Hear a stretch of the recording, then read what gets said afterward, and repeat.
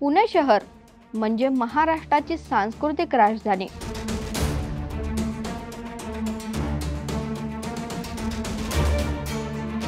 पण गेल्या काही वर्षांपासून इथे एक वेगळी सांस्कृतिक मालिका रंगली होती आणि ते म्हणजे गुन्हेगारीची, सुडाची आणि रक्ताची।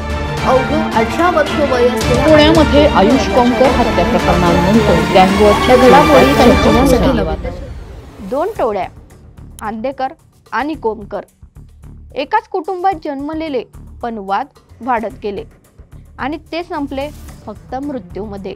माजी नगरसेवक वनराज आंदेकर यांच्या हत्येपासून सुरू झालेला हा संघर्ष आता एका तरुणाच्या आयुष्यावर अखेरचा घाव घालून थांबलाय। ही कहाणी आहे संपत्तीच्या वादाची, सत्तेच्या लालसेची आणि बदला घेण्यासाठी पिढ्यानपिढ्या पोचलेल्या रागाची, जी अखेरीस पुणे शहराच्या रस्त्यावर रक्ताने लिहिली गेली। नमस्कार, मी पूनम न्यूज अनकटच्या क्राईम रिपोर्ट मध्ये तुमचं सगळ्यांचं स्वागत करते। मुलाच्या हत्येचा प्रतिशोध हा नातवाची हत्या करून थांबेल का, पाहूयात। पुण्यातील गुन्हेगारी राजकारणाच्या रंगरंगोटी मधला एक महत्त्वाचा आणि हिंस्र अध्याय म्हणजे बाळकृष्ण उर्फ बाळू आंदेकर यांच्या टोळीचा आणि त्यामुळे सुरू झालेल्या रक्तरंजित संघर्षाचा इतिहास। 1970 ते 80च्या दशकात पुण्यात, मुख्यत्वे 80च्या सुरुवातीला पुण्यातील नामांकित असलेली नानापेठ भागात बाळू आंदेकरने दिल्लीसारखे व्यापाऱ्यांचे, जुगाराचे आणि मटका व्यवसायांचं नियंत्रण स्थापन केलं होतं। मटका, जुगार आणि गावठी दारूचा अवैध व्यवसाय हे त्यांच्या टोळीचे प्रमुख उद्योग होते, ज्यातून मोठ्या प्रमाणावर पैसा वसूल केला जात होता। परंतु या टोळीची खरी दहशत सुरू झाली जेव्हा प्रमोद माळवणकर नावाचा त्यांचा विश्वासू सदस्य त्यांच्या संघातून विभक्त झाला आणि या विभाजनातून निर्माण झाला आंदेकर विरुद्ध माळवणकर संघर्ष, ज्यात सन्मान, प्रभाव आणि वर्चस्व सामान्य पातळीवर नव्हतं, तर त्या सीमेवरील द्वंद्व होतं। आंदेकर टोळीने माळवणकरांच्या वडिलांची हत्या केली। त्यावर 17 जुलै 1984 रोजी शिवाजीनगर न्यायालयाच्या आवारात बाळू आंदेकर यांचा बदला म्हणून हत्या करण्यात आली। याच टप्प्यावर पुण्यातील पहिला मोठा गँग वार पेटला आणि या दशकभर चाललेल्या संघर्षात तब्बल 6 गुन्हेगार ठार झाले। 1997 मध्ये पुणे पोलिसांनी प्रमोद माळवणकर यांना काळेवाडीमध्ये अंमलबजावणी ढेर केलं, ज्यामुळे माळवणकर टोळीचा अधिवास फारसा राहिला नाही।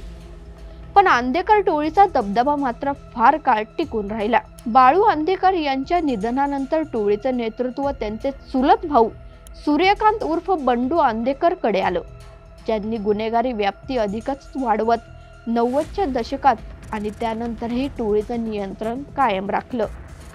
तथापि आंदेकर टोळीने राजकारणात प्रवेश देखील केला, पण 1998 ते 99 मध्ये बाळू आंदेकर यांच्या पत्नी वत्सला आंदेकर उर्फ अक्का पुण्याच्या महापौर म्हणून निवडून आल्या। त्या राजकारणात आलेल्या मायभाई संघाच्या अंगातून गुन्हेगारी प्रभाव हळूहळू अधिक व्यापक होत गेला। पण या काळात बंडू आंदेकर यांना एका खुनाच्या अपराधामुळे जन्मठेपेची शिक्षा झाली। यानंतर त्यांचा मुलगा वनराज आंदेकर आणि कृष्णा आंदेकर यांनी टोळीचं नेतृत्व स्वीकारलं। तर वनराज आंदेकर एकेकाळचे पुण्यातील कडक नगरसेवक होते। त्यांच्या मागे गुन्हेगारी टोळीचा इतिहास होता, परंतु राजकारणात प्रवेश करून त्यांनी स्वतःचा दबदबा निर्माण केला होता।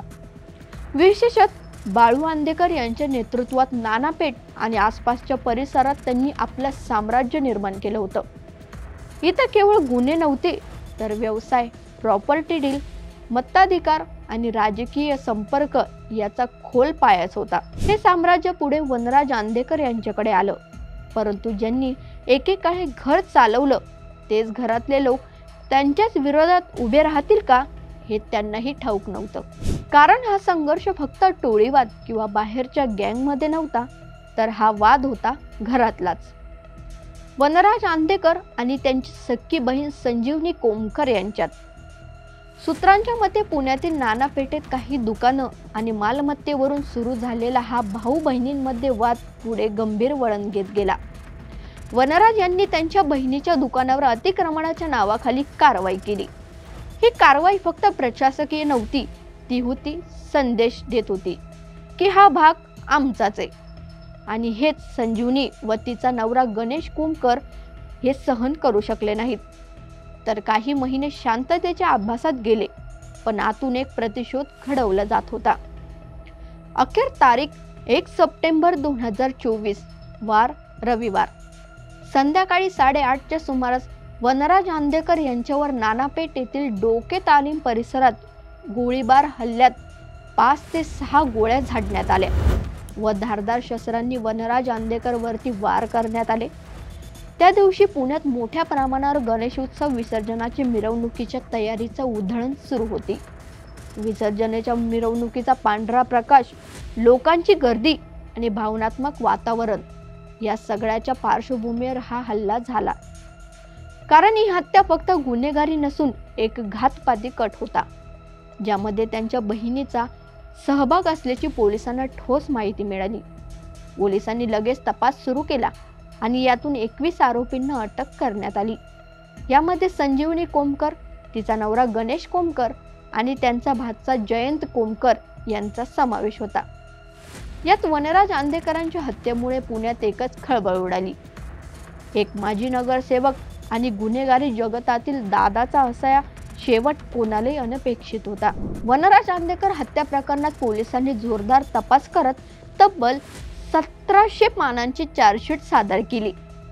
पोलिसांमध्ये हेही स्पष्ट झालं की हा कट वर्षभर आधीपासूनच रचला गेला होता. आरोपींवर मकोका म्हणजेच महाराष्ट्र संघटित गुन्हेगारी नियंत्रण अधिनियमांतर्गत कारवाईही करण्यात आली. कोर्टात साक्षी पुरावेही मांडण्यात आले. कॉल रेकॉर्ड, वित्तीय व्यवहार, सीसीटीव्ही फुटेज सगळ्यांचा उपयोग करून पोलिसांनीही दाखवून दिलं की ही एक फॅमिली गँगवॉर आहे. त्यामुळे हा वाद फक्त एक खटला न राहता संपूर्ण पुण्यातील गुन्हेगारी संस्कृतीवर एक आरसा बनून उभा राहिला होता.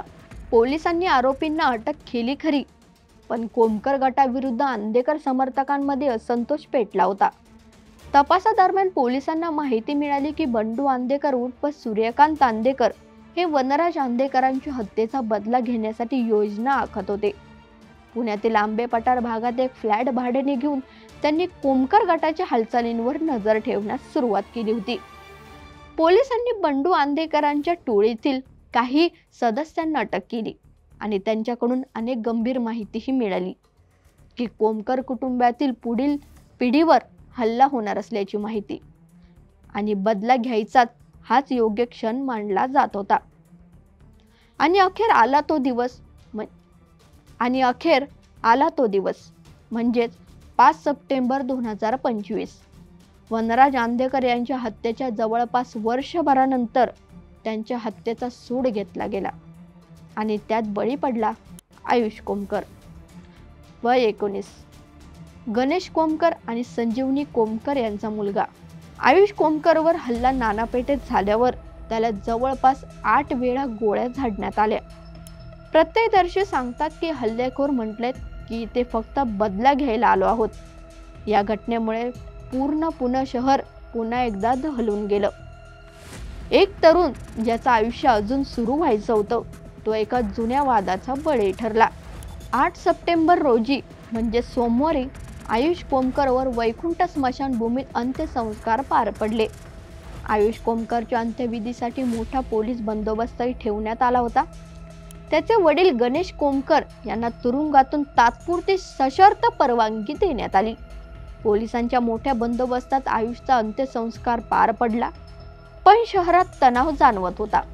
त्याच वेळी पोलिसांनी बंडू आंदेकर याला आणि अन्य आरोपींना अटक केली. त्यांच्यावर खुनाचा गुन्हा, कट रचना, बेकायदेशीर शस्त्र बाळगणं आणि गँगवर प्रोत्साहन देण्याचे आरोप ठेवण्यात आले. आता ही लढाई 2 टोळ्यांची न राहता 2 पिढ्यांमध्ये बदलली होती. या कहाणीचा शेवट एका पोलीस केसमध्ये होत नाही, तर तो होतो एका समाजाच्या आरशात. जेव्हा एका घरातला वाद संपत्तीवरून सुरू होतो आणि मग तो राजकारण, गुन्हेगारी, टोळी संघर्षात बदलतो, तेव्हा बळी जातात निष्पाप पिढ्यांचा. आंदेकर आणि कोमकर या 2 कुटुंबांनी एकमेकांवर जे वार केले ते शेवटी त्यांच्याच पुढच्या पिढीवर झाले. वनराज आंदेकर मरण पावले, पण त्यांचा बदला घेणाऱ्यांनी आयुष कोमकरचं आयुष्य संपवलं. या साखळीला अंत आहे का की पुढच्या वर्षी एखादा नवीन गँगवर पुन्हा चर्चेत येईल? या प्रश्नाचं उत्तर आपण सर्वांनी मिळून शोधायला हवं.